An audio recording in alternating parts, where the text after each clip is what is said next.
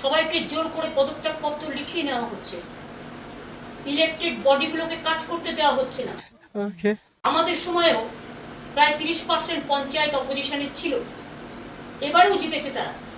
ওই তাদের পঞ্চায়েত অফিসে তো আমরা কখনো তালা দিইনি, তাদের জেলা পরিষদ অফিসে তো তালা দিইনি, তাদের পার্টি অফিসে তো তালা দিইনি। Are you comedy me? এখানে জেনে শুনে 60 লক্ষ প্লাস আরো 58 লাখ। তার মধ্যে লড়াই খবরগুলো কানে আসছে একটা একটা করে। বিজেপির লোকেরা সিআরপিএফ এর ড্রেস পরে ঢুকে কাউন্টিং সেন্টারে পরিকল্পিত হয়, মিডিয়াকে দিয়ে এক রাউন্ডও গোনা হয়নি।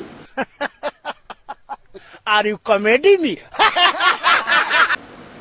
আমি দুঃখিত, আমি সব সংবাদ মাধ্যম খারাপ একথা নিশ্চয়ই বলবো না, কিন্তু এখানে ব্যতিক্রমীও কেউ নেই, মানুষ শুধু ব্যতিক্রমী।